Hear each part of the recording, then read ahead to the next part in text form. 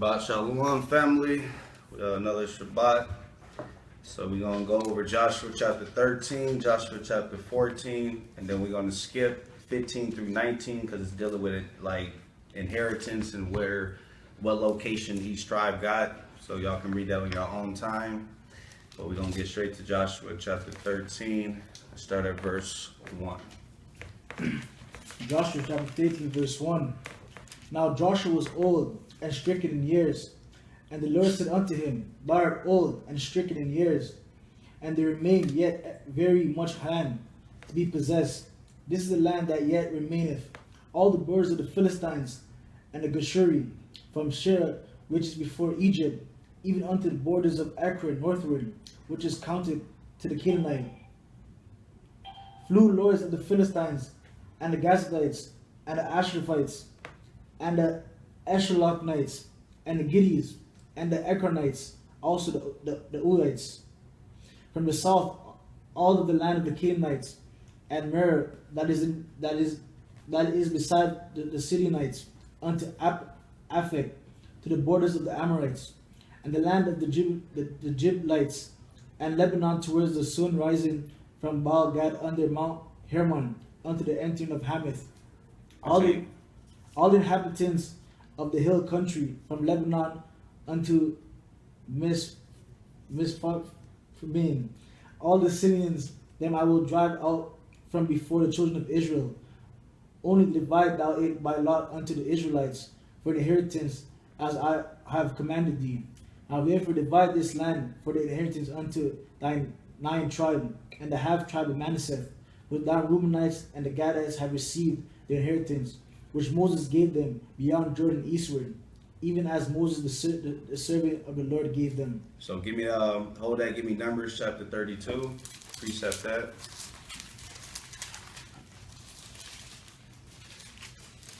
So Numbers chapter 32 and verse 33. Because remind me, we went over that before, how half of Manasseh, Gad, and Reuben received their inheritance on the east side of Jordan, which the other 9.5 tribes received their inheritance, their land, on the west part of Jordan, which was in the land of Canaan.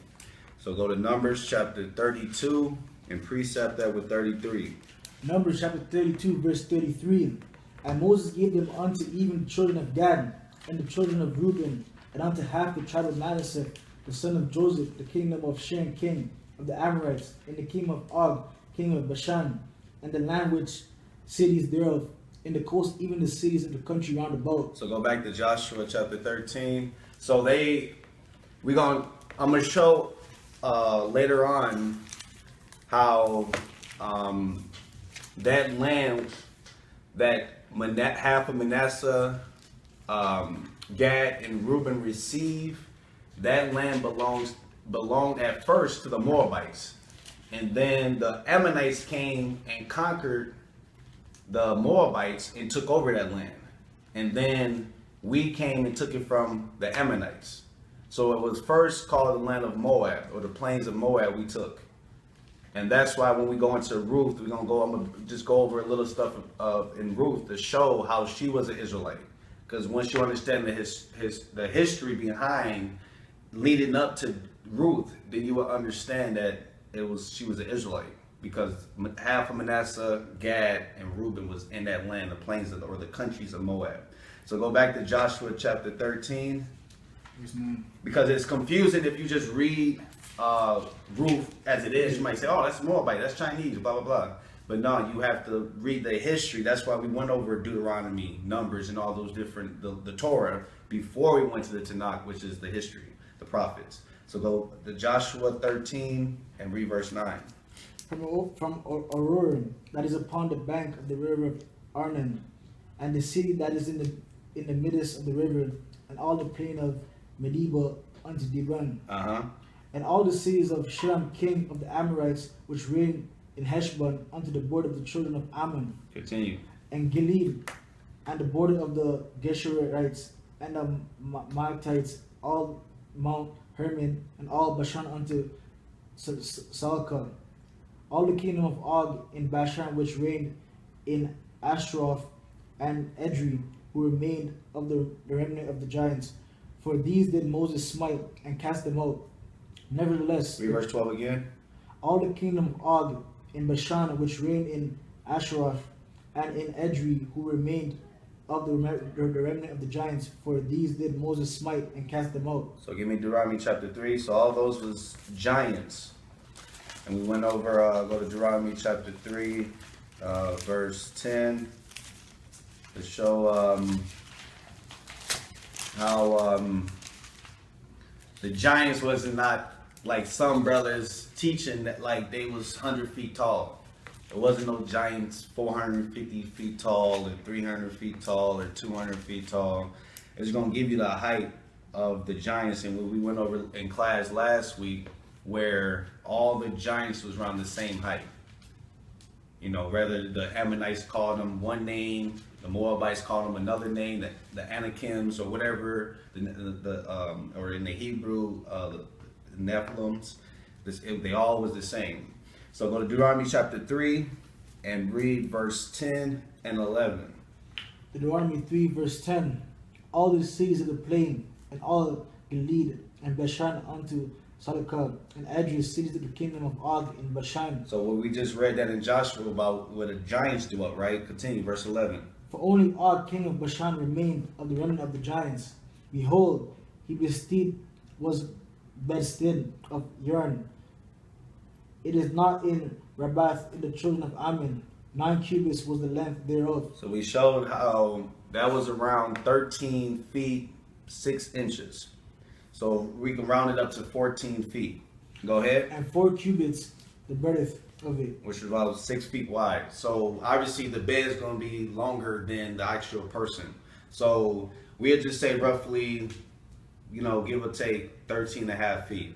So that's believable. You see what I'm saying? That's believable to understand that giants was 13 feet tall. You know what I mean? But brothers say, oh, no, it was 450 feet tall. No, because they found these, those pictures, what's the Photoshop? Esau's photoshopping pictures and putting it on there and saying, oh, look at these. They showing all these big skeleton bones. No, that's Photoshop. That's not real. It wasn't no giants. Because it tells you in Ecclesiastes that there's no, like, the people are not done away with. The same people that was back then is right here on this earth. So if there was 400 feet giants back then, it's going to be 400 feet giants back then, right now. You know, and just thinking, just using common sense, like I brought about last week. If there's a giant 400 feet tall, how in the world is it going to lay down with a woman that's 5 feet 4? Just think about that. That makes no sense. That makes no sense. You're trying to say that that man's, you know what, rod is going to stick into that? No, she will be like broken to pieces. So that's just using common sense. That's like a building. Probably just wouldn't fit. Yeah, it wouldn't. So that's just using common sense, and that's what brothers and sisters have to use sometimes. Just common sense. So go back to Joshua chapter 13. So the giants range from anywhere between 9 feet to 13. We could say 14 feet. That's believable. You still got those Africans. A lot of it was African tribes, Hamitic tribes. You got tribes in Sudan and stuff, which were the original Egyptians, which is, you know, women 7 feet tall, you know, men 7 feet tall. So that's believable. So go back to Joshua chapter 13. Verse 13. And read verse 13. Yeah, come on. So let the brother get it. Go back to Joshua chapter 13. Verse 13. Come on. Nevertheless, the children of Israel expelled not the Gershonites, nor the Mahachites, but the Gershonites and the Mahachites dwell among the Israelites until this day. So the Gershonites and the Maacathites, those are also giants. So the Lord, we didn't read verse 13 again, Salakia. Nevertheless, the children of Israel expelled not the Gershonites, nor the Mahachites, but the Gershonites and the Maacathites dwell among the Israelites until this day. So the Gershonites and the Maacathites, they dwelt. So we didn't, because we read how the Lord said the cities that's nearby, we're supposed to kill all those Hamites. But the cities far, we're supposed to spare them. Or kill a man and take their women and children as captives. So we didn't do what the Lord said. So we allowed them to be among us. Continue, verse 14. Only unto the tribe of Levi he gave none inheritance, The sacrifice of the Lord God of Israel made by fire are their inheritance. And he said unto them, Precept that, Deuteronomy chapter 10. Deuteronomy chapter 10. So the Levites didn't receive it in a land. Why? Deuteronomy chapter 10, verse 8 and 9. So all the tribes receive a land. Ephraim over there, Benjamin over there, Gad over there, Reuben over there, Judah over there. So Deuteronomy chapter 10, verse 8 and 9. Read that. At that time, the Lord separated the tribe of Levi to bear the ark of the covenant of the Lord. So when they dealt with the Ark of the Covenant, only the priest was able to do that. Which you had the Ark of the Covenant, you had the two cherubims, the angels going on both sides, and the Lord came down in the middle. Go ahead. And you only can touch the Ark of the Covenant on the pole. You know what I mean? You had one tribe the people that wasn't priests trying to touch them, they died. The Lord killed them. Go ahead. Showing you how holy it was. Go ahead. At the time, the Lord separated the tribe of Levi to bear the ark of the covenant of the Lord, to stand before the Lord, to minister unto him, and to bless in his name unto this day. Go ahead. Wherefore Levi have not part nor inheritance with his brethren. So his inheritance is separate amongst the brethren. Go ahead. The Lord is his inheritance, according to the Lord that God promised him. So the Lord is his inheritance. So he dealt with fire, meaning sacrifice. Go back to Joshua chapter 13. So the Levites was the ones that was doing the sacrifice. They was the ones that was sacrificing the goats, the sheep, the lamb, and so forth. Go back to Joshua 13 and read verse 14 again. Only unto the tribe of Levi he gave none inheritance. The sacrifices of the Lord God of Israel made by fire are their inheritance, as he said unto them. Dealing with the priesthood. That's why the Lord, but now, when the Lord, we all know now, when I.U.I.C, who the people call Jesus Christ, came, he done away with the Levitical priesthood. Now we are under the Melchizedek priesthood. You see what I'm saying? So it's not temples made with hand. So go back to Joshua chapter 13. So now he's making us a what? A kingdom of priests and kings. You see what I'm saying? So it's not just, okay, you from the tribe of Levi, you're the only people that can do the priestly work, the sacrifice or whatever. That's why Paul said in Romans, I believe it's 10, present your body a living sacrifice. Matter of fact, Romans 12, I believe, verse 1. So he said, present your body. So now it's not physical, it's spiritual. You see, so go back to Joshua 13 and come on. And Moses gave unto the tribe of the children of Reuben inheritance according to their families.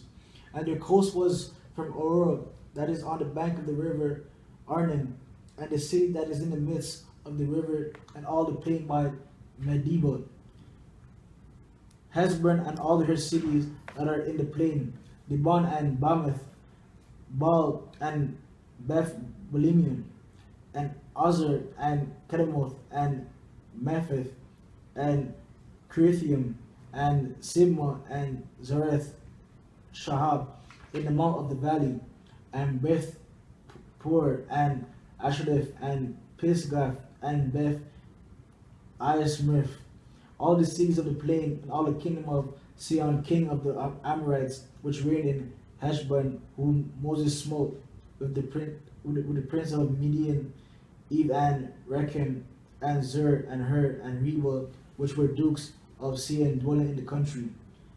Balaam also the son of Beor the Soothsayer did the children of Israel slay with the sword among them that were slain by them. Continue. And the border of the children of Reuben was Jordan, and the border thereof, which is the inheritance of the children of Reuben after their families, the cities and the villages thereof. So Reuben received pretty much the borders, the plains, which the plain means the country. So they received the countryside of the land of Moab.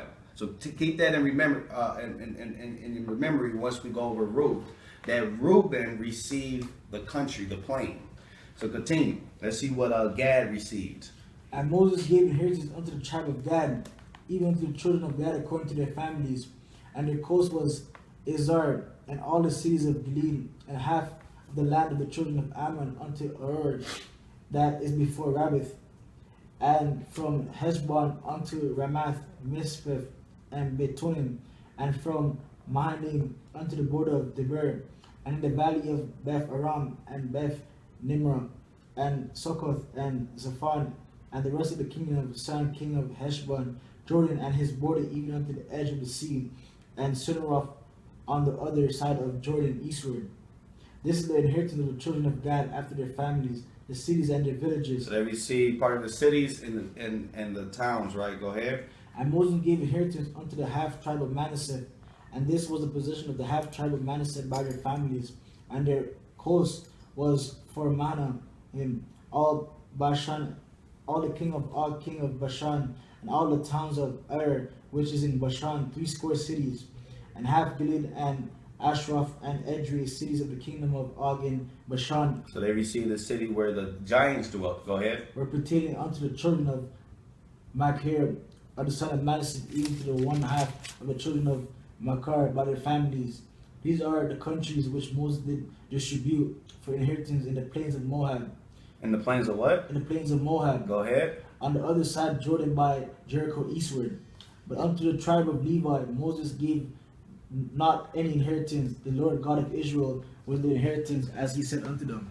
So they received the plains, the country. The plains represent the country. They didn't receive the whole land of Moab because you have Moabites dwelling south of the plains. So they received the country of Moab.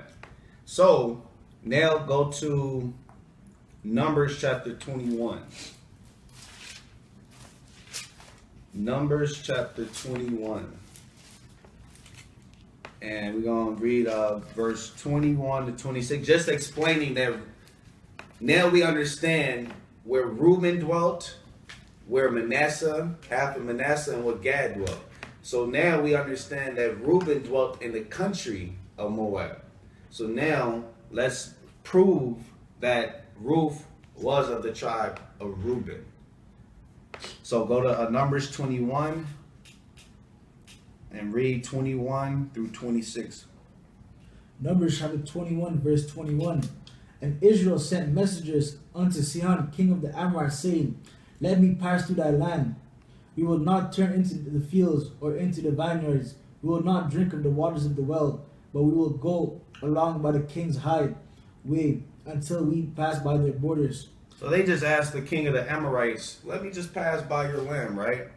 Because it's going to show you later on or later down that that land belonged to the prior to the Moabites. Go ahead. And Sihon would not suffer Israel to pass through his borders. But Sihon gathered all his people together and went out against Israel into the wilderness. And he came to I.U.I.C and fought against Israel. So they fought against us because they could have just let us go by. But instead, that pride stepped in and they wanted to say, no, you ain't about to pass through my land. But let's see what happened. Go ahead. And Israel smote him with the edge of the sword and possessed his land from Arnon unto Abel, even unto the children of Ammon, for the border of the children of Ammon was strong. And Israel took all these cities, and Israel dwelt in all the cities of the Amorites, and Heshbon and all the villages thereof. Continue. For Heshbon was the city of Sihon, the king of the Amorites. So it was the city of the king of the Amorites, right? Continue. Who had fought against the former king of Who Moab. had fought against what? The former king of Moab. So the Amorites took over the land of Moab. So that's showing you that the Amorites took over the land of Moab. And so therefore it became their land. So no longer it was called the land of Moab, but the land of the Amorites. Go ahead. And taken all his land out of his hand, even unto Arnon. Now give me Deuteronomy 29. Let's put the pieces together.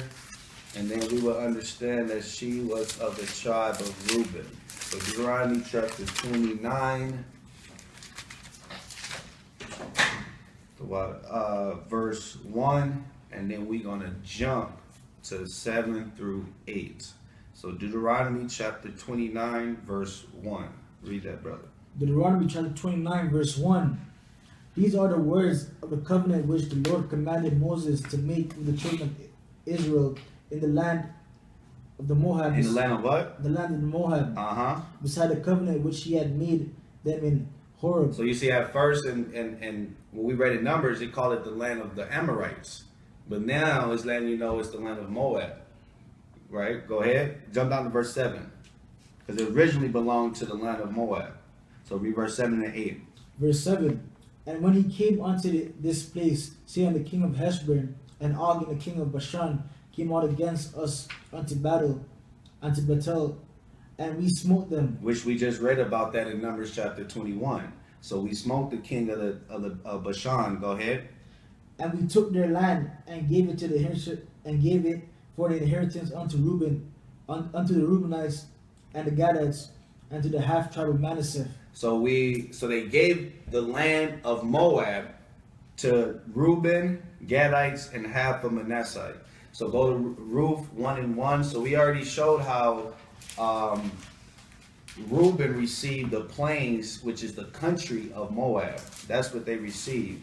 So now go to Ruth, and we're just going to read chapter 1, verse 1, and prove it just like that. Ruth chapter 1, verse 1. Go ahead. Now it came to pass in the days when judges ruled that there was a famine in the land, and a certain man of Bethlehem, Judah, went to sojourn in the country of Moab. And the what? In the country of Moab. In the country of Moab. Go ahead. He and his wife and his 2 sons. Matter of fact, continue.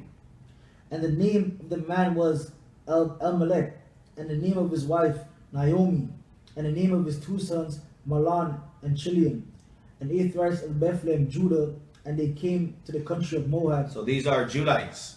These are not Ephraimites. Go ahead. And continued there. And Elimelech, Naomi's husband, died, and she was left and her 2 sons. So they came into the countries of Moab.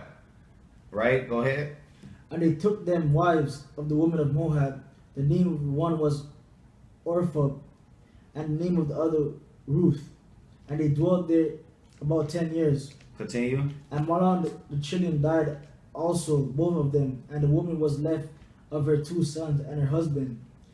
Then she arose with her daughters-in-law, as she might return from the country of Moab, for she had heard the country of Moab, how about the Lord had visited his people in giving them bread. Wherefore she went forth out of the place where she was, and her 2 daughters-in-law with her, and they went on the way to return unto the land of Judah. So let's go back. So we'll get more in depth once we go into the book of Ruth. But what I was trying to show was Moab was dwelling in the plains or the country of Moab, where Reuben received. So that's why, like, to go into just explain a little bit, that's why Ruth now went to the land of Judah. She went back with her mother-in-law, because you have something in the Bible called, like, you have to marry the closest kin. You see, so once we go and finish Joshua, finish Judges, we're gonna go into the book of Ruth, and we'll explain it even more in depth. Which I think I did a video, or when we went over one of the laws, I went more in depth, but we'll do it again. So go back to Joshua and read chapter 14 and verse 1. Joshua chapter 14, verse 1. Okay. And these are the countries which the children of Israel inherited in the land of Canaan, which Eleazar, the priest of Joshua, the son of Nun, and the heads of the fathers of the tribes of the children of Israel distributed for inheritance to them. By lot was their inheritance, as the Lord commanded by the hand of Moses, for the 9 tribes and for the half tribe. And Moses had given the inheritance of the 2 tribes and the half tribe in the other side Jordan. But unto the Levites he gave none inheritance among them. So that's why when you read about the strangers dealing in the law, there's 2 different types of strangers. You got strangers, that people that's living outside of Israel, because they was living in the Reuben, Gad, and half of Manasseh was living outside of Jerusalem. So they would be a stranger to what? Their homeland. That's right. So that's why they was called strangers. So that's why you have laws of strangers representing the Israelites that's living outside of Jerusalem, yeah. And then you have laws pertaining to the actual Gentile heathen nations, which was round about us, because it tells you in Leviticus, I believe it's 25. Let me make sure. I believe it's Leviticus 25. Yes, so Leviticus 25 goes into how you're supposed to treat the strangers, meaning the other nation that's round about. You can keep, you can take them as slaves forever. They were supposed to be our bondmen and bondwomen forever. But the brethren, we ain't supposed to show rigor, meaning we ain't supposed to be harsh to them. So that was the law against strangers representing other nations and brothers dwelling outside of Israel. That was our people. So Joshua chapter 14, what verse was that? We just finished verse 3, we're on Go on. verse 4. Verse 4, for the children of Joseph were 2 tribes, Manasseh and Ephraim. Wherefore they gave no part unto the Levites in the land, save cities to dwelling with their suburbs for their cattle and for their substance. So Levi was scattered abroad because they was the ones doing the priest. They was doing the priesthood. Go ahead. As the Lord commanded Moses, so the children of Israel did, and they divided the land. Continue. Then the children of Judah came unto Joshua in Gilgal, and Caleb and the son of Jephunneh and Kenizzite, and unto them and unto him thou knowest the thing that the Lord said unto Moses, the man of God, concerning and thee in Kadesh Barnea. So some people, they might, there's a doctrine out there that's saying that Caleb was not a Israelite because it says it was a, what did it say, the Kenizzite? Yeah, Kenizzite, yeah. So go to Numbers chapter 13 real quick.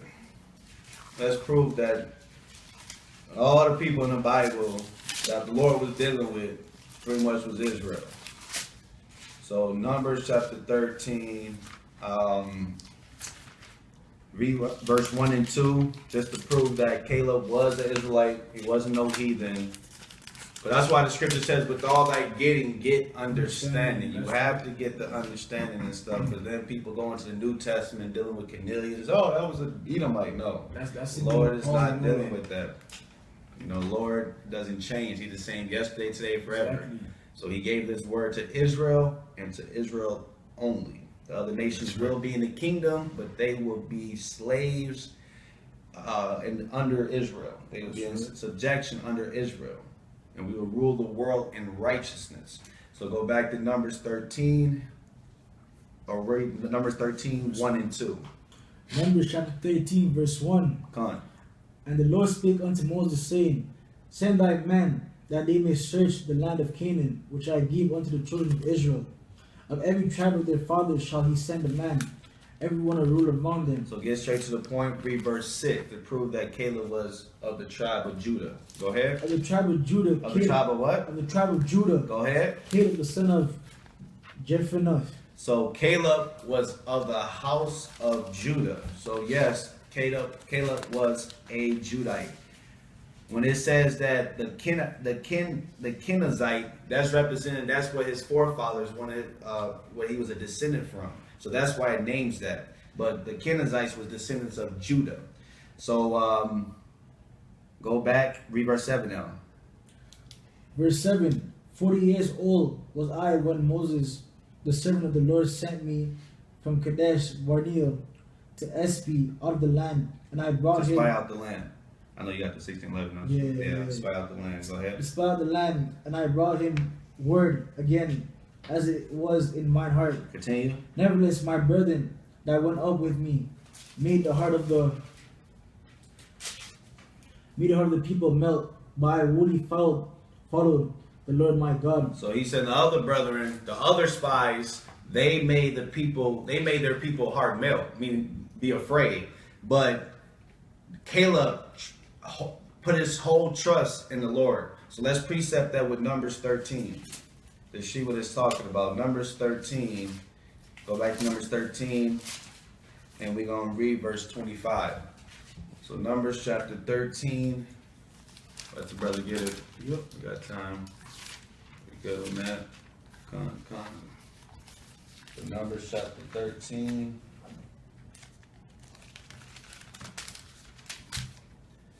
So Numbers 13, and read verse 25 to 33. So Numbers chapter 13, verse 25 all the way down. Numbers chapter 13, verse 25. And they returned from searching the land after 40 days. So remind you, Moses just set up spies. So he gave one of each tribe. So one of each tribe was going to spy out the land, right? Continue. And they went and came to Moses and to Aaron and to all the congregation of the children of Israel unto the wilderness. No, read verse 25 again, select it. All right. Verse 25. And they returned from searching of the land after 40 days. So there's no rules of combat. You see what I'm saying? Like people, we had strategy. We didn't just like, some people, oh, he picked up this or he picked up that in the fight. Ain't no fair fight. Or it's not like you go in the fight, you say a mark, a sack, go, and you just go start rumbling. No. People get sides, hit from the side, back, whatever. That is no rules to engage in a war. That's right. So our people, we had strategy where we'll go spy out the land and see, okay, let's see how many people they got, how deep they is. That was strategy. Go ahead. That was using wisdom. Go ahead. And they went and came to Moses and to Aaron and to all the congregation of the children of Israel unto the wilderness of Paran to Kadesh, and brought back word unto them and to all the congregation, and showed them in the fruit of the land. And they told him and said, we came unto the land whither thou sentest unto, and surely it floweth with milk and honey, and this is the fruit of it. Very fertile land. Everything grows over there. That's a very rich land. It has everything you need possibly in that land. Go ahead. 28. Nevertheless, the people be strong and dwell in the land, and the cities are walled and very great. And moreover, we saw the children of Anak there. So you see how cowardly our people is. The other spies, they like, oh, you see, we've been over there and they so big, and we saw the sons we saw the Anakin, was all the giants. They was all, being afraid. Go ahead. The Amalekites dwell in the land of the south, and the Hittites and the Jebusites and the Amorites dwell in the mountains. And the Canaanites dwell by the sea and by the coast of Jordan. So they ain't have no faith. They seeing all these giants. They looking like, man, they coming back to give the report to Israel, and they making. That's why when we read, it said they made the people heart melt. They made them afraid. Go ahead, instead of saying, oh, we have faith. I don't care how tall or big they is. The Lord's on our side, right? Go ahead. Let's see what Caleb did. And Caleb stilled the people before Moses and said, let us go up at once and possess it, for we are well about to overcome it. What he say? Read that part again, verse 30. And Caleb stilled the people before him and said, let us go up at once and possess it, for we are well able to overcome it. So he understood that the Lord, he told him that that land belonged to us. He had faith. He was a man of faith, so he understood. I don't care how big they is. We still about to take that land. But the other spies was up there they having doubt. Go ahead. But the man that went up with him said, we be not able to go up against the people, for they are stronger than we. So you see how some of our people cowardly, they saying, oh, they too strong for us. They too big for us. We can't fight against these giants. Go ahead. And he brought up an evil report of the land which they had searched unto the children of Israel, saying, the land through which we have gone to search it is a land that eateth the inhabitants thereof, and all the people that we saw in it are men of a great stature. And there we saw the giants, the sons of Anak, which came of the giants, and we were in our own sight as grasshoppers, and so we were in this sight. So they see these tall giants like, man, we look small compared. Just like you go stand near Shaquille O'Neal or some big basketball player, you're gonna like, man, you tall as hell. You're gonna like, man, you a giant. That's exactly what you're gonna say. Like, we small down, we looking up. That's what brothers gonna say. So they, the 10 brothers was afraid, but Caleb and Joshua was not afraid. They had faith. They understood that the Lord promised us that land. That land belonged to us. We're gonna take it. We're gonna fight for it. So go back to Joshua 14, and that's just like today. We have to have faith, because look at Esau. The so-called white people got all these technology. They got all this, big armies. They got all these guns, and if you don't have faith, you would think, man, how are we gonna be able to win against them? Look at them. They got machine guns and they got drones and all this stuff. We can't fight against that. You see, what about martial law? You got some brothers in the States, they terrified. Oh my gosh, martial law's coming. They got FEMA camps. They got concentration camps. They have FEMA coffins. And they being afraid, but the Lord don't give us the spirit of fear.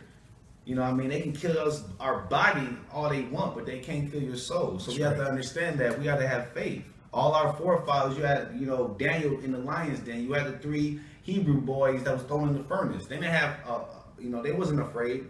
Or we read about not too long ago, about the 7 Hebrew boys and the mother that's in the book of Maccabees and Apocrypha, how they got tortured, but they still kept their faith. They understood that, okay, we gonna be brought back, and we gonna get vengeance. We gonna get back at them. So they understood that. They understood life after death. They knew it was more to the story. They just didn't know, okay, it's over. They knew the Lord it's gonna get recycled right back. So go back to Joshua chapter 14. That's why we have to have faith. When all hell breaks loose, it might seem like we are against odds, and we the small few. The Lord guaranteed there's angels all around us. You know what I mean? Just like there's demons and spirits all around us, it's not a physical battle, it's a spiritual battle. So that's what we have to get our spirit right with the Lord, so that when the physical battle actually come, we'll be ready. You open the door, brother. We'll be prepared. So go to Joshua chapter 14 verse 9. So read that. And Moses swore on that day, saying, surely the land wherein thy feet have trodden shall thy inheritance and thy children forever, because thou hast wholly followed the Lord my God. Go ahead. And now behold, the Lord hath kept me alive. And as he said, these 45 years, even since the Lord spake this word unto Moses, while the children of Israel wandered in the wilderness, and now lo, I am this day 85 years old. So he dwelt in the wilderness for 40 years. They was in the wilderness until all the wicked Israelites got cut off. So read verse 9 again. Verse 9, and Moses sware on that day, saying, surely the land wherein thy feet have trodden shall thine inheritance and thy children forever, because thou hast wholly followed the Lord my God. And now behold, the Lord... So, Slakia, read Sirach 46. Sirach 46.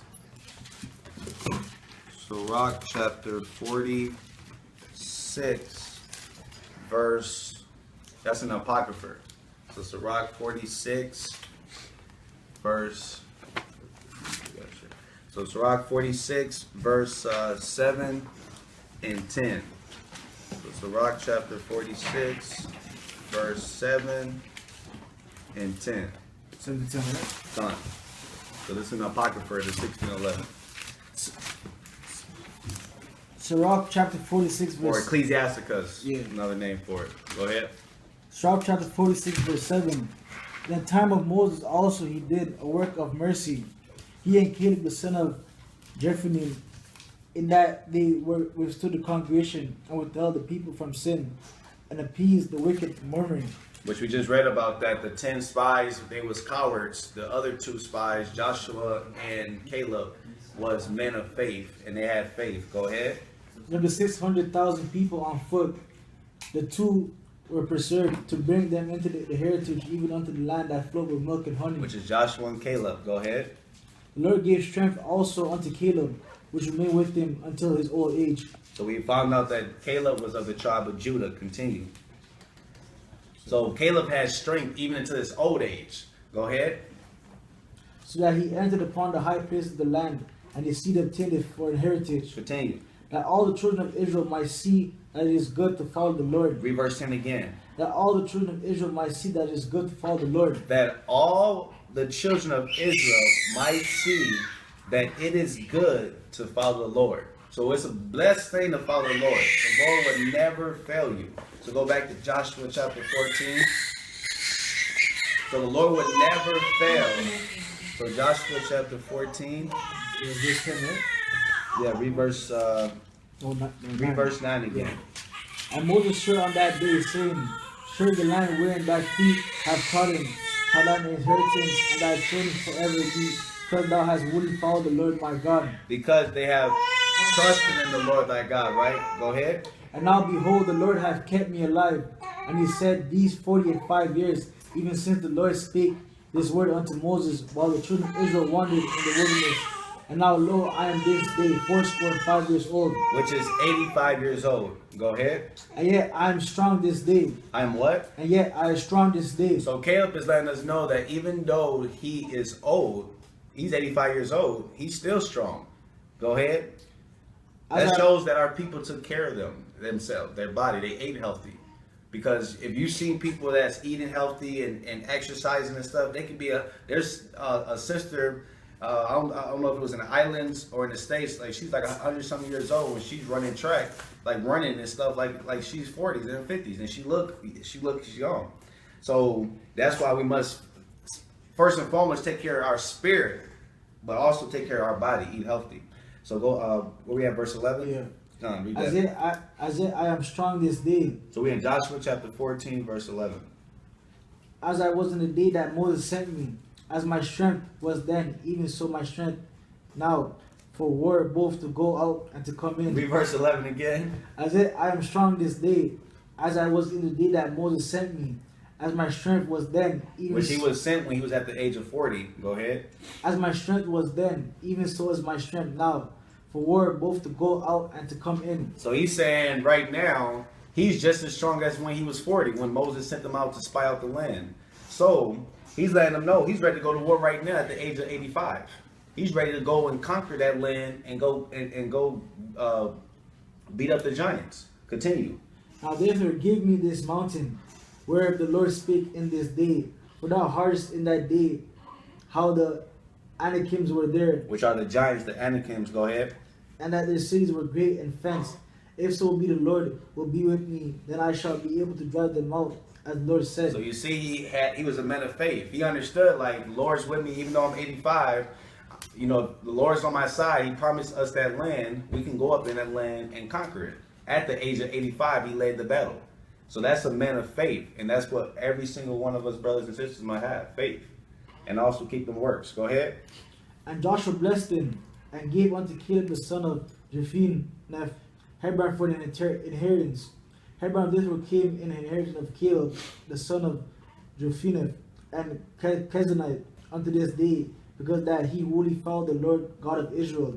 And the name Hebron before was Kirith Araba, which Arba was the great man among the Anakims, and the land had rest from war. So we're going to skip Joshua 15, 16, 17, and 18 and 19 because it's dealing with inheritance, and lots is showing you where the land was, how it was divided up and where they received. So y'all can read that on your own time because it's just a lot. Me and my wife was reading it yesterday. It was just a bunch of just reading. It was just a bunch of where they grew up, and it was just, I'm like, no, we ain't going to go over that.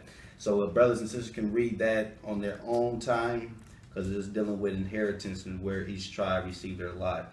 So let's go to Joshua chapter 20 and read verse 1. Joshua chapter 20 verse 1. Then the Lord also... Let the brothers and sisters. Joshua chapter 20. Everybody got it? So 20 verse 1. Come on. Joshua chapter 20 verse 1. The Lord also spake unto Joshua, saying, Speak to the children of Israel, saying, Appoint out for you cities of refuge, whereof I spake unto you by the hand of Moses. So we went over this when we was going over the laws, the city of refuge, but we'll go back over it. Go ahead. The slayer that killeth any person unawares and unwittingly may flee thither, and they shall be your refuge from the avenger of blood. Continue. And when he had that doeth flee unto one of the cities, shall stand at entering the gates of the city, and shall declare his cause in the ears of the elders of the city. They shall take him into the city unto them, and give him a place that he may dwell among them. So continue, read verse 5. And if the avenger of blood pursue after him, then they shall not deliver the slayer upon up into his hand, because he smote the neighbor unwillingly and hated him not before time. So for brothers and sisters to understand, pretty much if you accidentally kill someone, you had the city of refuge, which 3 cities, 3 on the east side of Jordan, 3 on the west side of Jordan. If you accidentally kill somebody, not purposely, which is murder, if you accidentally was working in the field and you was chopping down a tree, one of the tree fell down and landed on the brother or sister, you was able to flee into the cities of refuge and dwell there. So that's where you go for people that killed people. It was an accident. So go get the law on that. Give me Deuteronomy 19. Let's get the law on that. Deuteronomy chapter 19.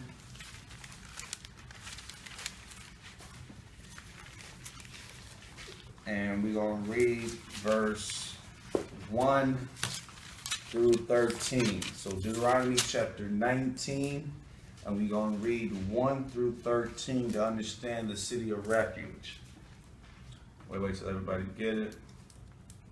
So read that. Come on. Deuteronomy 19, yeah. Deuteronomy chapter 19, verse 1. Come on. When the Lord thy God hath cut off the nations, whose land the Lord thy God giveth thee, and thou succeedest them, and dwellest in their cities, and all their houses, thou shalt separate 3 cities from thee in the midst of the land, which the Lord thy God giveth thee to possess it. Thou shalt prepare thee a way, and divide the coast of the land, which the Lord thy God giveth thee to inherit, into 3 parts, that every slayer may flee thither. And this is the case of the slayer which shall flee thither, that he may live. Whosoever killeth his neighbor ignorantly, whom he hated not in time past. So this is not murder. This is people that killed somebody. There's a difference between kill and murder. Go ahead. Murder is intentionally. Go ahead. As when a man goeth into the wood with his neighbor to hew wood, and his hand fetcheth a stroke with the axe to cut down the tree, and the head slippeth from the hill and lighteth upon his neighbor, that he die, he shall flee unto one of those cities and live. You see, so that was an accident.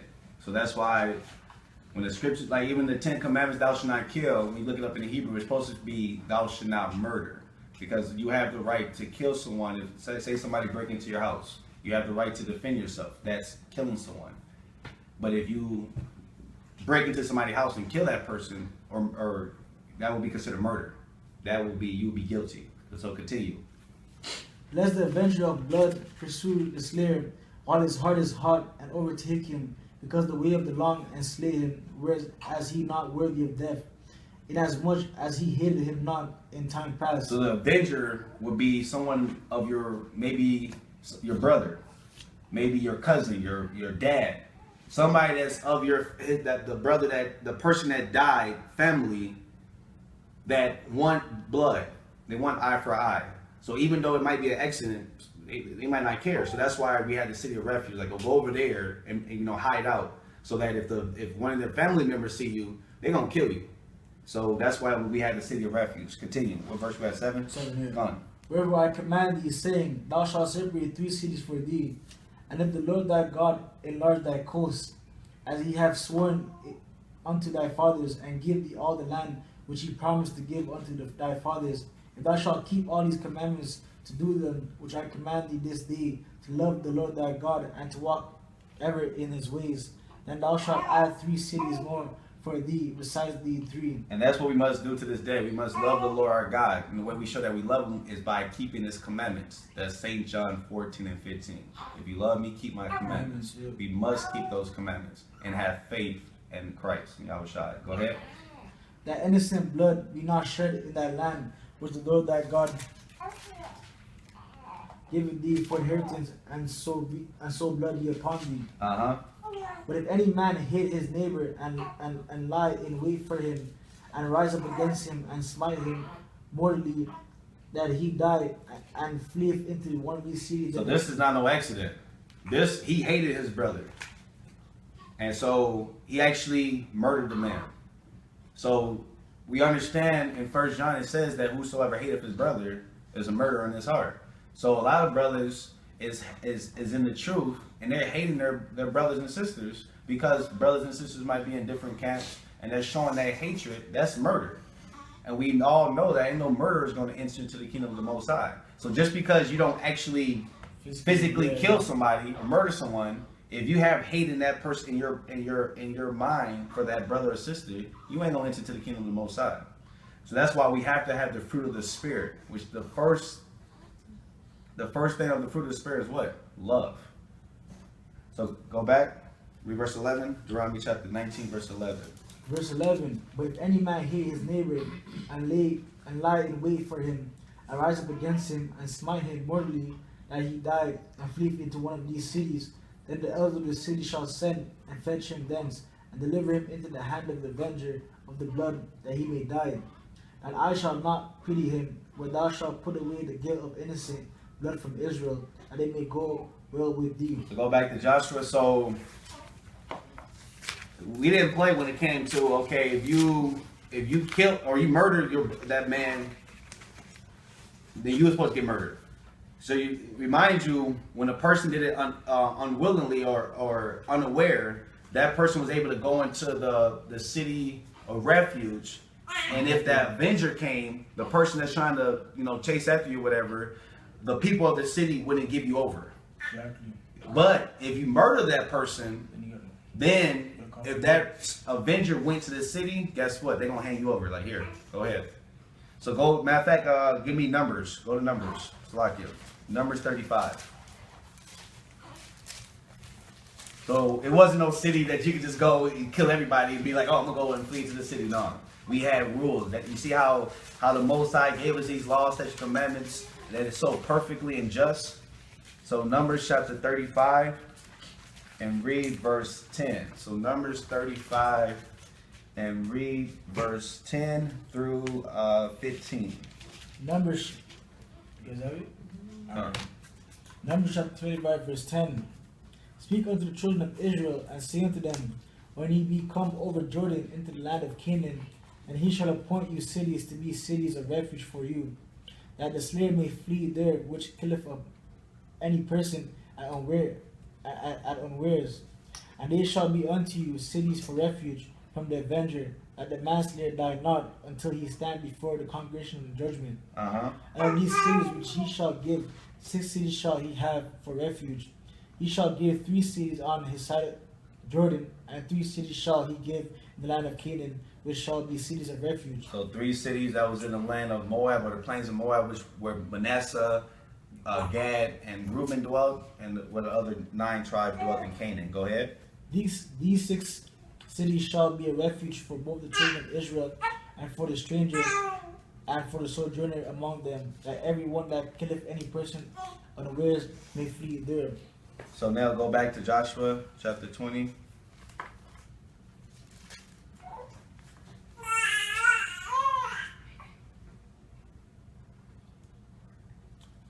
Or was it more on that? I'm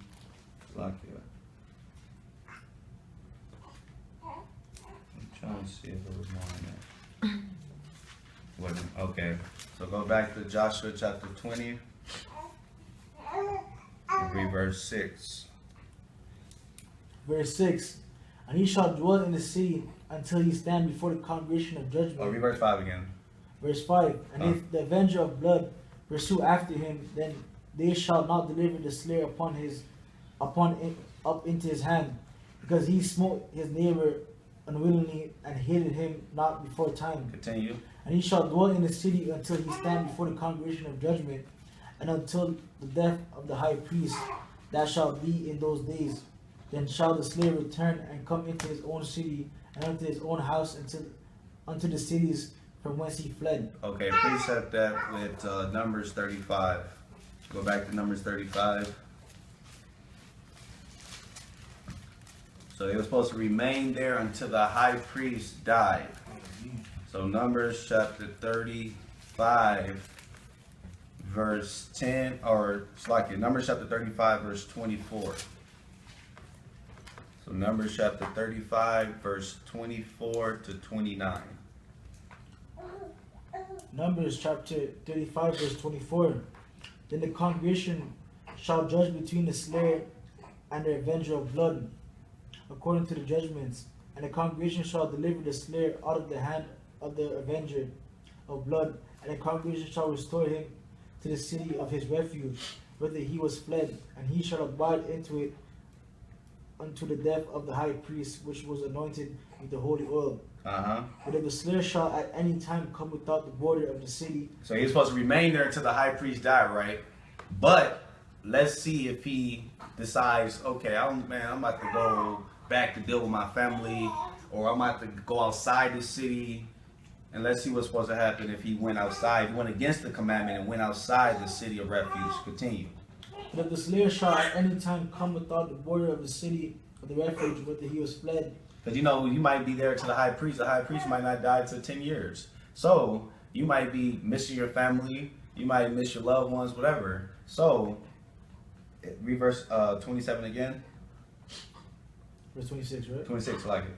But if the slayer shall at any time come without the border of the city of his refuge, whether he fled. So he decided to leave. Go ahead. And the revenger of blood find him without the borders of the city of his refuge. And so he's without the gates, right? Go ahead.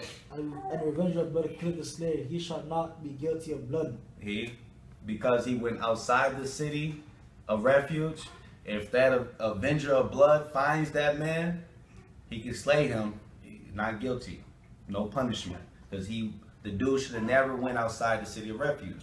Because now you outside the city of refuge, outside the borderlines, now you're not protected. So you should have listened to what the Lord said and dwelt inside the city. Continue. Because he should have remained in the city of his refuge until the death of the high priest. And at the death of the high priest, the slayer shall return to the land of his possession.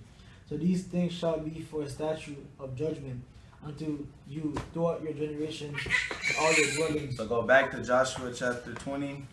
So those are rules of what happens when you slay someone innocently or intentionally. Please enter your PIN followed by the pound or hash.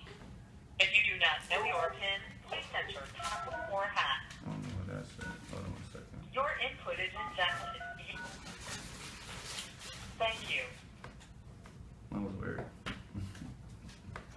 So go back to Joshua chapter 20. Satan be working here on this app. So Joshua chapter 20 verse we read verse 6 again, all the way down. And then we ask questions. Brothers just ask questions. Go ahead. And he shall dwell in that city until he stand before the congregation for judgment, and until the death of the high priest that shall be in those days. Then shall the slayer return and come into his own city and unto his own house unto the city from whence he fled. And they appointed Kadesh in Gilead in the mount of Naphtali, and Shechem in the mount of Ephraim, and Kirith Araba, which is Hebron, in the mount of Judah. And on the other side, Jordan by Jericho eastward, they assigned Bezar in the wilderness upon the plains of the tribe of Reuben, and Ramoth in Gilead out of the tribe of Gad, and Golan in Bashan out of the tribe of Manasseh. These were the cities appointed for all the children of Israel, and for the stranger that sojourneth among them, that whosoever killeth any person and unawares might flee therein, and not die by the hand of the vengeance of blood until he stood before the congregation. Everybody understand that? So that is the laws on the city of refuge if you killed someone. So we went over Joshua chapter 13, 14, and verse 20. So like I said earlier, make sure brothers and sisters read on your own time Joshua 15 through 19. So you can understand. So Joshua 15 through 19 on your own time. So if any, let me All participants are unmuted. so if any brothers and sisters have any questions over the phone, and then we'll ask the questions within. So any brothers got any questions or sisters got any questions over the phone concerning what we went over or a topic? Anybody got a question on there?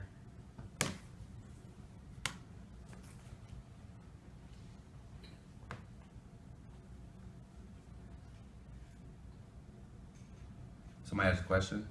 So the question was, why can't we marry outside our nation?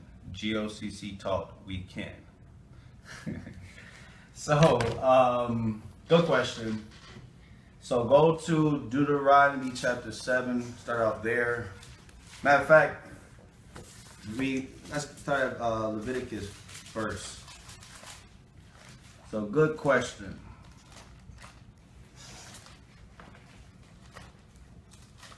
So Leviticus, I believe it's 20. Leviticus 20. Verse 22. So Leviticus chapter 20, verse 22. So that's a good question. So yes, there's some camps that's teaching you can marry outside your nation, but let's see what the Lord says. So Leviticus 20, verse 22 to 26. Read that. Leviticus chapter 20, verse 22. Ye shall therefore keep all my statutes and all my judgments and do them, that the land whither I bring you to dwell therein speed you not out, and he shall not walk in the manner of the nations which I cast out before you, for they commit all these things, and therefore I abhorred them. But I have said unto you, he shall inherit their land, and I will give it unto you to possess it, a land that floweth with milk and honey. I am the Lord your God, which have separated you from other people, Which have integrated, which have separated you from other people, which have joined. which have separated you from other So people. the Lord separated us from all the other nations. So now go to Deuteronomy chapter 7. So yes, like I can understand that if brothers and sisters was in the world and they married or and dealt with other nations, then we'll understand. Then we'll go into what we were supposed to do in that situation. But if people are teaching that you can do it now, that is contrary to the word of the Most High. Once you're in the truth, that's not according to the Bible. So Deuteronomy chapter 7, verse 3 and 4. Read that. Deuteronomy 7, verse 3. And he returned to Joshua and said unto No, him, Deuteronomy chapter 7. Oh, shoot. Yeah, you and Joshua. So, anybody have another question?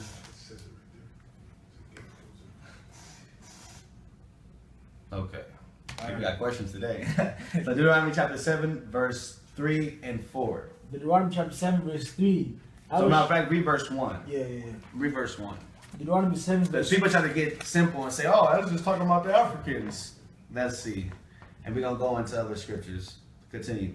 Deuteronomy chapter 7, verse 1. Go ahead. When the Lord thy God shall bring thee into the land whither thou goest to possess it, and thou hast cast out many nations before thee, the Hittites and the Gershites, The Hittites, the Gerasites, the Amorites, the Canaanites, the Perizzites, the Hivites, and the Jebusites. Go ahead. 7 nations greater and mightier than thou. These are all Hamites or Hamitic African tribes. Go ahead. And when the Lord thy God shall deliver thee before thee, thou shalt smite them and utterly destroy them. Thou shalt make no covenant with them, nor show mercy unto them. Go ahead. Neither shalt thou make marriages with them. Neither shall thou make what? Marriages with them. Uh-huh. Thy daughters thou shalt not give unto his son, Uh-huh. nor his daughters shall not take unto thy son. Go ahead. For thou wilt turn away thy sons from following me, that they may serve other gods. So will the anger of the Lord be kindled against you, and destroy thee suddenly. So some people will get simple and would say, see, but it only lists the Hamites. It didn't list Esau or Elam or any Ishmael. So that's saying that it's okay to marry them. Now go to Apocrypha. Let's see what the Lord commanded us. Go to 1st Ezra. Because our people will make up all their excuses in the world just to be in sin. So go to 1st Ezra chapter 8. These are not my words, but the words of the Most High. And also when you go to Ezra in the Bible, Ezra 9 goes into that as well. So 1st Ezra chapter, 8? Verse 69. Check this out. 1st Ezra in the Apocrypha, chapter 8, verse 69 and 70. Read that real quick out. 1st Ezra chapter 8, verse 69. Go ahead. The nation of Israel, the princes and priests and the Levites have not put away from them the strange people of the land, nor the pollutions of the Gentiles, to wit, of the Canaanites, Hittites, Perizzites, Hittites, yeah. The same, and the the African Moabites, tribes. Egyptians, and Edomites. So you see, it didn't just list Hamitic tribes. It got Moab in there, Egyptian, Edomites. Go ahead. For both they and their sons have married with their daughters, and the holy seed is mixed with the strange people of the land. And from the beginning of this matter, the rulers of the great men have been partakers of this iniquity. Of this what? Of this iniquity. Which iniquity is what? Sin. So, Our forefathers did marry outside, but they was in sin when they did it. Now read verse 83. So that's why there's so much confusion, because a lot of our people are mixed up now. But you are what your father is. Whatever your father is, you are of his lineage. Because the man carries the seed, therefore he determined the nationality. So read verse 83. That the land which he entered in to possess as a heritage is the land polluted with the pollution of the strangers of the land, and they have filled it with their uncleanness. Go ahead. Therefore now shall he not join your daughters unto their sons, neither shall he take their daughters unto your sons. So he's repeating the same thing in Deuteronomy chapter 7, but they list other people. So that's letting you know, that's why I went to Leviticus 20 to show that the Lord separated us. Continue. Moreover, he shall never seek to have peace with them. What did he say? Moreover, you shall never seek to have peace with You're not them, supposed to seek to have peace with them. Go ahead. that he may be strong and eat their good things of the land, that he may leave the inheritance of the land unto your children forevermore. Okay, put the icing on the cake. Read verse 92 and 93. Verse 93. Go ahead. Let us make an oath. What did they say? Let us make an oath Uh-huh. to the Lord that... No, read verse 92. Oh, 92. It's lucky. It's not verse 92. Then Jegnoas, the son of Jalis, of the son of the sons of Israel, called out and said, O Ezra, we have sinned against the Lord God. We have married strange women of the nations of the land, and now is all Israel alone. So they acknowledge their sin. We have married outside of our nation. Let's see what happened. What they commanded. Verse 93. Let us make an oath to the Lord that we will put away all our wives, That we will put away all our wives. Go ahead. which we have taken of the heathen, Of the heathens, and what? And who else? with their children. With their children. So our forefathers put away the wives and the heathen children. So go back, or did I answer the question? Okay, so no, you cannot. And matter of fact, go to Nehemiah. I believe it's one in Nehemiah as well.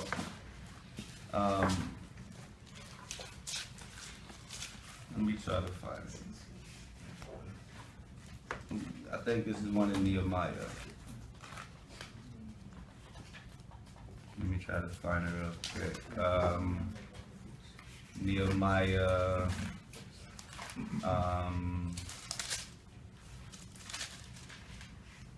What is it? The last chapter, I believe. Yeah, Nehemiah chapter 13. Nehemiah 13. Oops, what? Go back. One more scripture, Nehemiah 13, and then I ask the other question. Verse 23. Nehemiah chapter 13, verse 23. Nehemiah chapter 13, verse 23. Gone. In those days also saw I Jews that had married wives of Asher, the Ammon, and the Moab. So they saw Jews marry to other nations, right? Go ahead. And these are not Hamites. Go ahead. And the children spake half in the speech of Ashdod, and could not speak in the Jewish language, but according to the language of each people, and I contended with them, and cursed them. So Nehemiah cursed them for marrying outside their nation. Go ahead. And smote certain of them. And killed some of them. Go ahead. Or hit them. Go ahead. I plucked out their hair. And plucked off what? Their hair. Hair. Go ahead. And made them swear by God. Go ahead. Said, he shall not give your daughters unto their sons. Ye should not give your daughters unto their sons. Go ahead. Nor take their daughters unto your sons. Neither let your sons deal with them. Go ahead. Or for your That's why sons. we had handmaids and servants. That's why Israel, we had other nations working for that was under us, that understood, okay, you have the God of Israel, I'm going to be your servant. That's why the other nations would be in the kingdom. So you had other nations that would be willingly, like when we read how the what was that, the Ammonites, they when we read, or 2 weeks ago, was that when the Ammonites, they were so afraid that they made up a plan to pretty much wanted us to make a peace treaty with them for they could be our slaves. You know, I'm just paraphrasing, but they pretty much grabbed some old bottles of wine, they put some old clothes on, they made it seem like they traveled for afar, because remind you, we didn't supposed, the nation that was close in the city, we were supposed to kill them all. But the nation that lived outside the city that came from afar, we didn't supposed to kill them all. So they made it seem like they put on some old clothes. They had some mildew bread to make it seem like they traveled far. Like, look, man, I just made some bread for you, but I traveled so far. Look at it now; it's mildew. So the heathen nation kind of deceived us into thinking that they came from afar. They actually came from near, so that we can make an alliance with them to the point where they said, okay, we came to serve y'all. So you had nations saying, we'll serve you. You know what I mean? We'll do whatever you say. We understand that your God is the one true God. Which you will have nations that'll do that today. So read verse 26. Other questions? Verse 26. Did not Solomon, king of Wait. So, no, read verse 26. Check this out. So, he said, don't give your sons to their daughters, don't give your daughters to their sons. Read verse 26. Did not Solomon, king of Israel, sin by these things? So, you know, King Solomon had all type of women, right? Go ahead. Yet among many nations was there no king like him, who was beloved of his God, and God made him king over all Israel. Nevertheless, even him did outlandish woman caused to sin. So these heathen women caused him to sin. So that is contrary to the word of the Most High. We do not supposed to marry outside the 12 tribes of Israel. So the next question is sex marriage? I have heard many different things and want to know what is marriage. So there's not really a I'm gonna put it. There's not really a commandment of what you must do as of, the ring is pagan. You're not supposed to put the ring. That is pagan. That comes from the Babylonians and Egyptians. You don't have to have a ceremony, which a lot of people, that's why when you go into the story about Joseph and Mary, they didn't go through the ceremony, which we had going to the wedding chamber. They laid down the light cloth. The virgin, she bleeds up on it. You take that cloth and give it to the father. That was not a commandment. That was a custom amongst Israel to do. So before their supposedly date, Joseph and Mary already had sex. Which sex is the final step of marriage. But without that vow, that is not marriage, that's fornication. So you must have a vow. Everything we do, we must do in the name of Yahweh B'Shem Mashiach Yahushua. That's Colossians 3:16. So, or 3:19. Or 17, one of the two. Matter of fact, get that. I'm like Colossians 3. So you must have a vow. You must make a vow with the Most High in that person. You can't just have sex with the person and say, that's what most brothers are doing, just having sex with a woman and say, that's my wife. No. You got to make a vow between the two parties and the Most High. And you have to, what's Colossians 3:17. Read that real quick. I got it. Colossians chapter 3, verse 17. Go ahead. Whatsoever he do in word or deed, So whatever you do in word and deed, go ahead. do all in the name of the Lord. Yahweh shall giving thanks to God and the Father by him. Which the Father is Yahweh. So everything we must do in word or in deed, we must do in the name of Yahweh by Shem Mashiach Yahushua. So you must make that vow with the two people in the Most High. If you don't make a vow, that's fornication, which is unlawful sexual act. You got something to say, brother? Yeah, I was going to say, technically the marriage isn't consecrated until the sex, right? So Yes. the ceremony has to come first, and then it's technically a marriage after that. Yeah, the sex is the final step. Basically makes it official. That's official. Yeah. But without that vow, it's fornication. Right. You see, because you're just having sex. Yeah. Like they always say, you having sex in wedlock, out of wedlock. You know what I mean? So you have to make that vow. You know what I mean? So it's not really steps. You don't have to really, if you want to do like a Hebrew wedding, like we had, for instance, I'll give you an example. Go to Genesis. I'll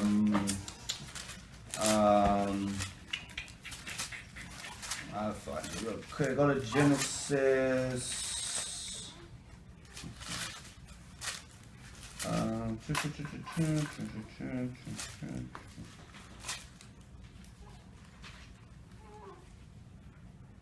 Genesis 29.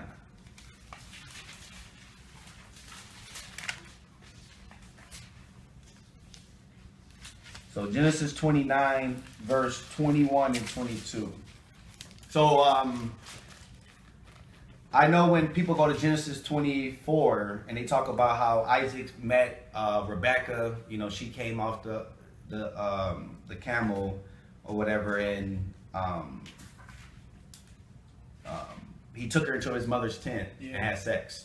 And a lot of people say, "Gee, sex is marriage," but you remember Abraham told him to go to his brethren where his kindred live, and he gave them the father gifts, and they asked the woman, "You want to go?" You see, so it was more to the story. It wasn't just he just took her and had sex. No, it was he actually Abraham's manservant gave the father of Rebecca like jewelry and stuff. And so it was more to the story. And it was because pretty much Abraham gave his manservant the power to speak for him. You see what I'm saying? So it was a covenant. It was an agreement between the both males. So go to Genesis 29, verse 21 and 22, and then I ask the other brother's question. And Jacob said unto Laban, "Give me my wife, for my days are fulfilled, and that I may go into her." So remind you, he was working for like 14 years, right? Go ahead. So he's like, "Man, it's time for me to have sex now. Yeah, I've been working too hard for this." Go ahead. And Laban gathered together all the men of the place that made feast. And made a what? That made a feast. And made a feast. That's why when you go to the New Testament, when Yahweh or Christ, when he had a wedding, that's not talking about today's wedding, where it's din, you walking down. No, it was a wedding represented a feast. You come together, the whole village come together, they throw a feast, they come, they drink, they eat, and then, you know, they go in and do what they have to do. So sex is the final step of marriage, but you have to have that vow between both people and the Most High. And like, and Sirach says, prove a friend. You must prove that person. Don't just because that brother or that sister say they're Hebrew, Israelite, don't just take it all. They're Hebrew, they look good, we attract to each other, then let's just have sex. Or make a, no, you have to prove a friend just like you have to prove your soulmate or your significant other. So prove that person, make sure that person say what he's about, what he's about the truth. Make sure that woman is about the truth before you get serious and lay down with that person. Because once you lay down and make a vow with that person, you're stuck with that person. You see what I'm saying? So that's why you have to, unless that vow is broken, you know, unless people, you know, a man's beating on you or a woman, you know, is out of order, committing adultery, then, like Christ said, you is free to go. So the next question is, let me delete this one. So, question 2, am I an Israelite? My father is white, but his father is mixed. And his father's father is black man from Louisiana. Okay. Also, he's mixing complexion with nationality, you know. So wait. So I'm confused. I'm an Israelite. So he's saying, my father is white. So he's saying he come in complexion is white. Yeah. But his father is mixed, and his father is black. Yes, you're Israelite. Yeah. You are Israelite. It doesn't go by the seed of. I mean, it doesn't go by complexion because Israel is like a cake unturned. So you have some very, very fair complexion Israelites, and you got some very, very dark Israelites, or you got some Israelites or people that's very, very dark that look like Israel that's not Israel. That's tares. So it's not about skin complexion. It's about the seed of the father. So yes, I don't know if it's a brother or sister. Yes, brother, you are a Israelite. And also for the brothers and sisters that don't know how far their lineage goes back, give me 1 Timothy. So some people might not know. Hey, brother or sister, you know, hey, brother, you know, I'm confused. I was adopted. I really don't know what my father is or what my his father was. You got any more questions? Right. Thank you. Go to 1 Timothy chapter 1, and then we're gonna go to Romans.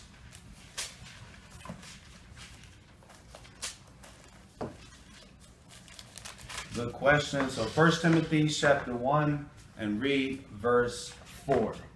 Read that. 1 Timothy. In Thessalonians. I just had it. So Alright. 1 Timothy 1 and 4. 1 Timothy chapter 1 verse 4. Go ahead. Never give heed to fables So don't give heed to fables, right? Lies, right? and endless genealogies. And endless genealogy. Hey, brother, what's your great grandfather? Go ahead. Which minister questions. That's just gonna minister question.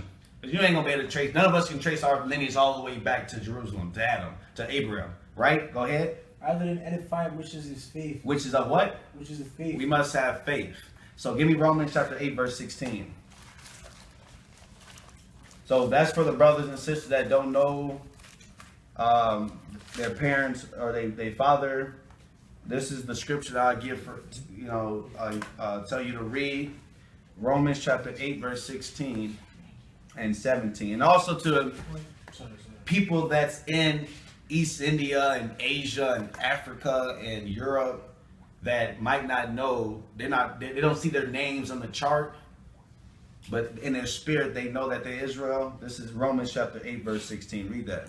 Romans chapter 8 verse 16. Go ahead. The Spirit itself beareth witness with our spirit that we are the children of God. So if your spirit is relating to this spirit, which is the Holy Spirit, the Word, the Bible, if something in your spirit is letting you know is like you are identifying with this, you can relate to this, you're going through the curses of this, then you are a child of the Most High. I can't tell you, or any brother or sister cannot tell you, just because you don't look like the normal Israelite would look like, you're not Israel. We have been mixed up throughout centuries, and from what our forefathers thousands of years ago all the way to now. So that's why we have to go by the Spirit. So there's some Israelites that you might see them like, I don't know, that's Israel. But who are we to say who's Israel or not? The Most High. Go to Matthew chapter 13, one more scripture with that. The Lord's going to separate the tares from the wheat. Matthew chapter 13. Actually, two more scriptures. So Matthew chapter 13. Wait, hold on a second. All participants are muted, and they can unmute. All participants are muted. All participants are unmuted. Matthew 13. Read verse 24. So Matthew chapter 13, verse 24. Matthew 13 verse 24. Come on. Another parable put he forth unto them, saying, the kingdom of heaven is likened unto a man which sowed seed in his field, good seed in his field. Go ahead. While men slept, his enemy came and sowed tares among the wheat and went his way. So just like in slavery, that happened amongst all the tribes, the slave master would come and rape our women, right? Go ahead.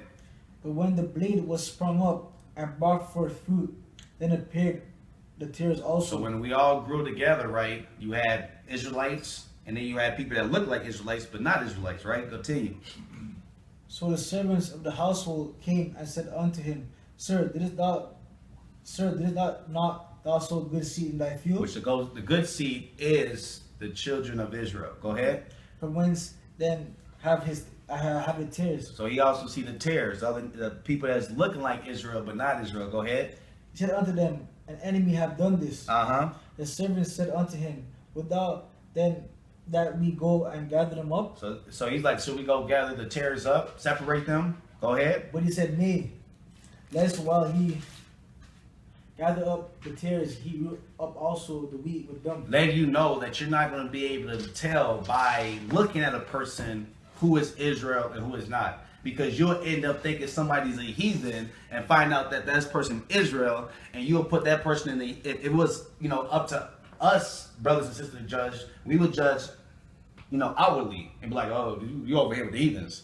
Okay, you look like you got the dread. Okay, you over here with the Jakes. But find out that it'd be vice versa on some occasion where people that not look like us will be with Israel, and brothers that look like us will be over here. That's why you can tell by the Spirit. Continue. Verse 30, let both grow together until the harvest, and in the time of the harvest, Which is the end of the world. Go ahead. I will say to the reapers, The reapers are the angels. Go ahead. gather ye together the tares, and bind them in bundles to burn them, but gather the wheat into my barns. So give me one more scripture. Matthew 25. So the tares will be separated by the angels, the reapers. Once you go later down, keep on reading. It gives you the understanding of that parable. Numbers 25 verse 31. So the heathens will be burnt.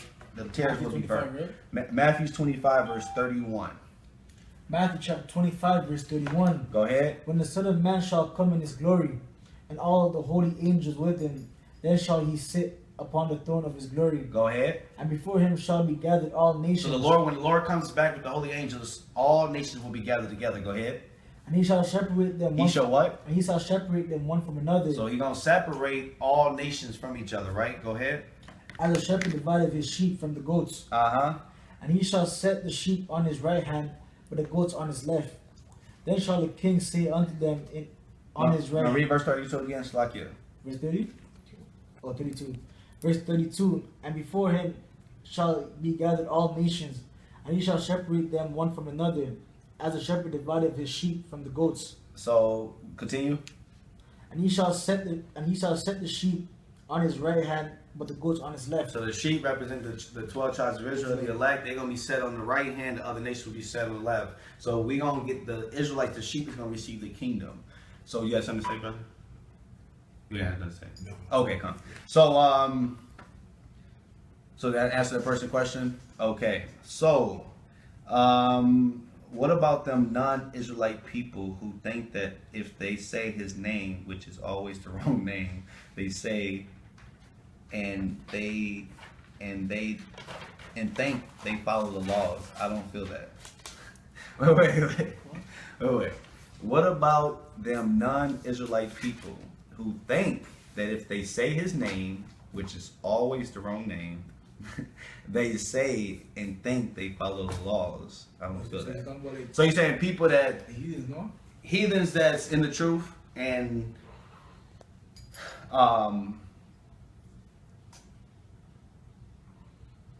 is claiming to, so they know they're heathens. So these are people that know they're heathens. They're not confused. They're not in the middle like I could be Israel, I could not be. They're clearly saying that I am a Edomite, a Ishmaelite, Edomite. So what's going to happen to those people pretty much? Isaiah 14.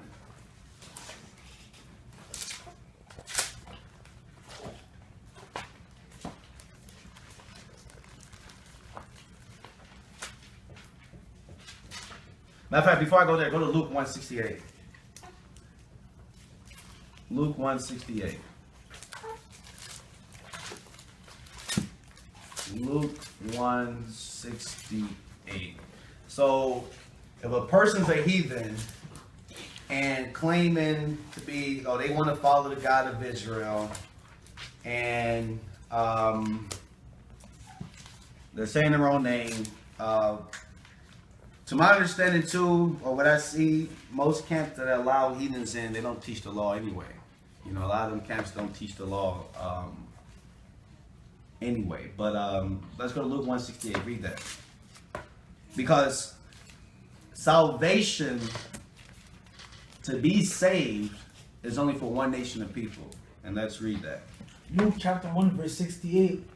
Blessed be the Lord God of Israel, for he hath visited and redeemed his people. So he's coming to redeem his people, right? Go ahead. And have raised up a horn of salvation for us in the house of his servant David. Which is talking about Christ, Yahushua. Go ahead. As he spake by the mouth of his holy prophets, which have been since the world began. And his holy prophet has always been Israel. Go ahead. And we should be saved from our enemies. We are going to be saved from who? Our enemies. Uh-huh. And from the hand of all that hate us. So it tells you in Psalms 83, lists all the other nations as our enemy. So the Lord is only coming back to save Israel. Yes, you're going to have other places around the world that's not going to be destroyed. So some people, or you have the elites that's going to dig, that have underground bunkers. They're going to be in the caves.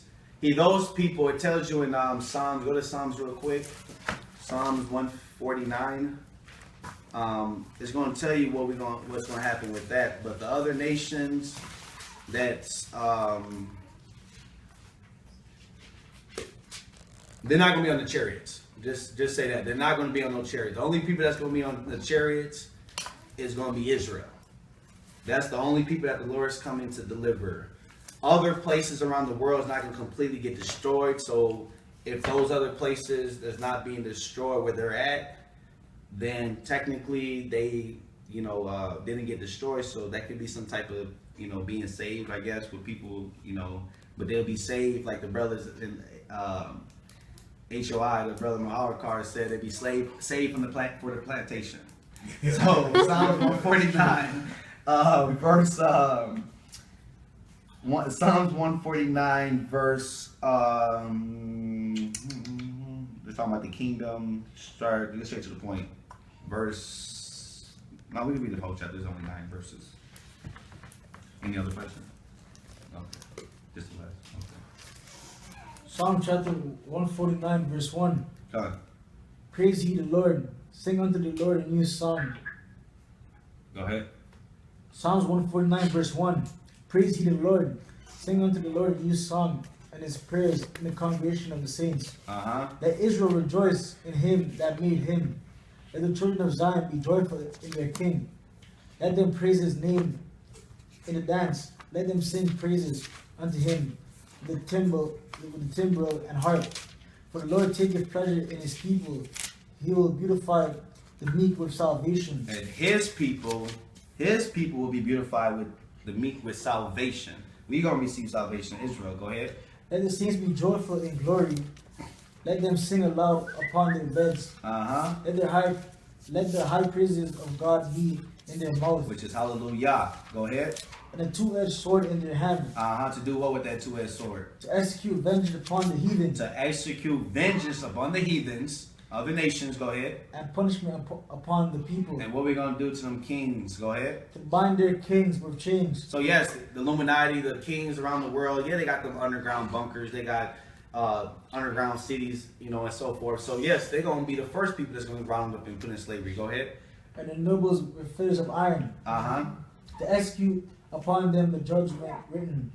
This honor have all the saints. Praise ye.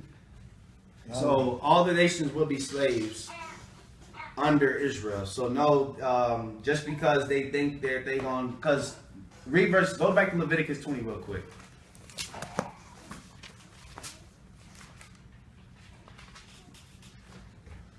Like I said, if you have heathens that want to serve Israel, I've seen some saying, "Oh yeah, come serve us," or whatever. But if they want to serve Israel and have faith that maybe the Lord would have mercy on them, that's on them. You see what I'm saying? I'm not the person that's going to say who the Lord have mercy on who. Yeah, I was going to say an example of the story when the Canaanite woman asked him to help her daughter, and he said the whole thing about the it's not meat for him to give bread to dogs. And then she said, "True, but we can at least get the crumbs." Yeah, the crumbs. So basically, that's all they're pretty much worth, I guess. Yeah, they're crumbs. Yeah, which that woman was a Greek. Yeah. High condition by nation. Yeah. And that's Mark 7. So yeah, like they will receive the crumbs from the master's table. Yeah. So they will be. That's how the Lord looked at them, as nothing. So they're not going to get put up in the chariots, but that's only for Israel. Salvation is only for the Jews, like Christ said in St. John 4:22. Salvation is of the Jews. So the other nations that escape the judgment, they will be slaves. The ones that's living in America and places that's going to be wiped out. I mean, if I was a heathen, this is what I would do.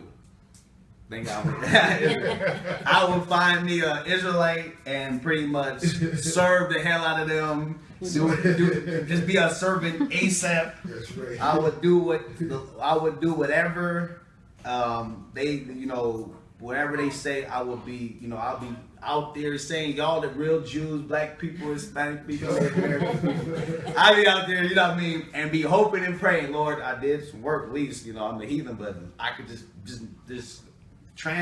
put me somewhere where destruction ain't gonna be and let me be a slave. I'll be the good slave, whatever.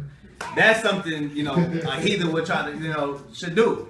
If they a heathen, you know, they better serve, they better find some Hebrews and start to serve right now and try to do something. Because once that wrath comes, you know what I mean? But yeah, I mean, there's nothing else they can do. Like, so it's better to do good unto Israel, and maybe the Most High will just make them a slave. You don't know what the Most High do, but, you know, that's what I would do if I was thinking. I'd be like, "Hey, what you want me to do, Master? You can be my master in the kingdom. Let me get there." You know. So yeah, that sucks on them though. But you know, that's pretty much what they can do. Try to start serving. So, any other questions? Let me see. My husband is with GMS. And every time I'm on my monthly, he drives me to the woods and put me in a tent because he say I am unclean. What the flip? He showed me something in the Bible similar, but does this law still apply? He told him to the woods. So, I mean, to be honest, so she's married, they made a vow, everything. Is that person still on? So, did they make a vow with the with the Most High? They just had sex. So technically, biblically, they're not married. That's just fornication. You're just that's unlawful sex. Unlawful sex, because you must make that vow in order it to be a marriage. Go to Leviticus chapter 13.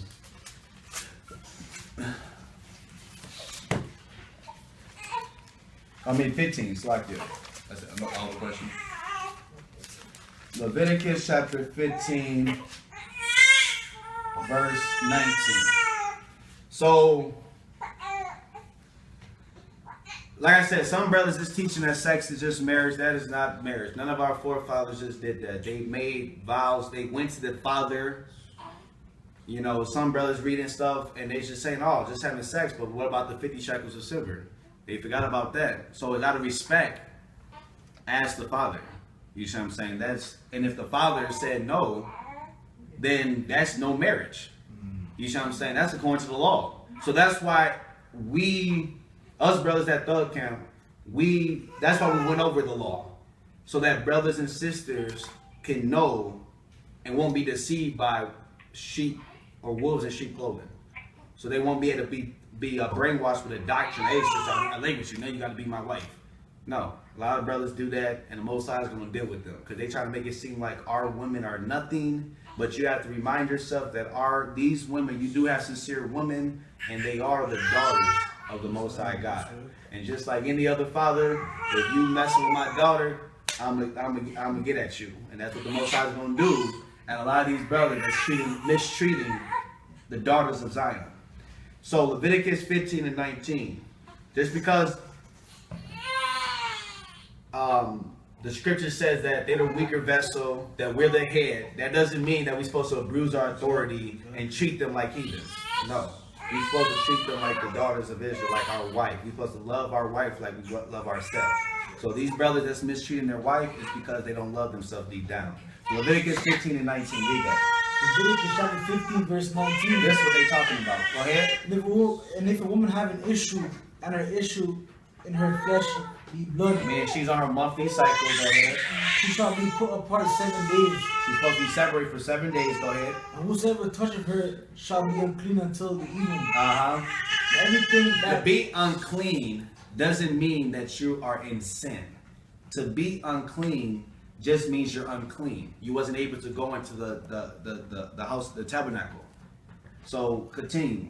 Everything that she life up on in her separation shall be unclean. Everything also that she sitteth upon shall be unclean. So everything she touches is unclean. Unclean, like I said, doesn't mean that you are in sin. That just means you're unclean. Go ahead. Whosoever toucheth her bed shall wash his clothes and bathe himself in water and be unclean until the evening. So he would just be unclean until the evening. Go ahead.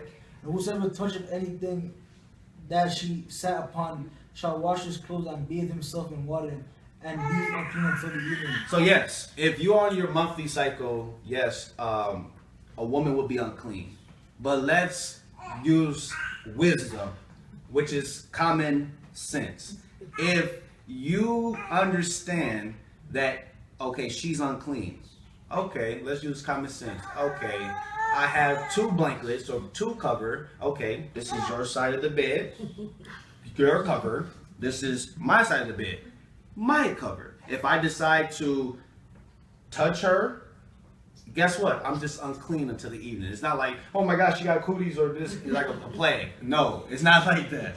So brothers is taking it to a whole nother level, driving them out to the woods and trying to say, "Oh, I'm separated." But like I said, that's being over righteous. You're trying to be over righteous. So you can have different. The man can sleep on the couch. The woman can sleep in the bed. The woman everywhere she can have like her if she wants to sit on the couch, she could just put her blanket on the couch, sit on there. Instead of the woman cooking, the man can decide to cook. Stuff like that. I'm assuming that when you go back in time, that women didn't have the sanitary protection. So literally when they did sit in areas, possibly it did leave that area literally unclean too. Yeah. You know, like I'm considering that as well too. Yeah. And then when they say unclean too, it's like another thing they're saying that they're not fit to make love with their partner at that point. So like I don't really think that, as well as the uncleanness that you're referring to, I think that it's elaborated a little more with the physical part of it as well. Not having sex. You won't be able to lie with that. Because it tells you, if you keep, matter of fact, keep reading, it's going to tell you if you lie with her doing her unclean is what will happen. Yeah. Verse 23. And if it be on her bed or on anything wherein she sitteth, when he toucheth it, it shall be unclean until the evening. Continue. And if any man lie with her at all, and her so let's say if he had sex with her, right? Go ahead. and the flowers be upon him, he shall be unclean 7 days. Then he will be unclean for 7 days. So that whole week. Go ahead. And all the blood wherein he lay shall be unclean. And if a woman have an issue of her blood many days out of the time of her separation, or if it run beyond the time of her separation, all the days of the issue of her uncleanness shall be the days of her separation, she shall be unclean. Continue. Every bed wherein she lieth all the days of her issue shall be unto her as the bed of her separation, and whatsoever she sitteth upon shall be unclean, and the uncleanness of her separation. Continue. And whosoever toucheth those things shall be unclean, and shall wash his clothes, and bathe himself in water, and be unclean until the evening. But if she be cleansed of her issue, then she shall number to herself 7 days, and after that she shall be clean. Meaning if a woman show forth blood on that 6th day, or the 7th day, she showed blood. If she's still bleeding, that means she have to wait an additional 7 days added until she be clean. So you have to wait 14 days. But some women, they bleed only for like 3-4 days. And so that doesn't mean just because you stop bleeding on the 4th day that you're clean. No, you still have to wait an additional 3 days. But if you bleed on that 7th day, then you have to wait additional 7. So yes, you can't have sex with the person, but if you do, you'll be unclean for 7 days. I don't know what brother would want to have sex with. He drives me to the woods every month, so what do I do? He's out there? I mean, like I said, in ancient times we had different housing, so we did have it different, but we don't have the funds or different like that today, that we have everything set up the way we had it organized back then. So I mean, like I said, technically, if a person don't make a vow, that person is not married. So or married. So you know, that's up to you, sis, because technically you're not married because he didn't make a vow with you. You know, so that's up to you what you want to do you're not under bondage. You know what I mean? Because that vow, that marriage is not, it's null and void. It's not it's not it's not a vow. He can separate himself rather than taking her. Yeah, so yeah, that don't make sense. So Yeah, I don't know, man. she has something else to say, or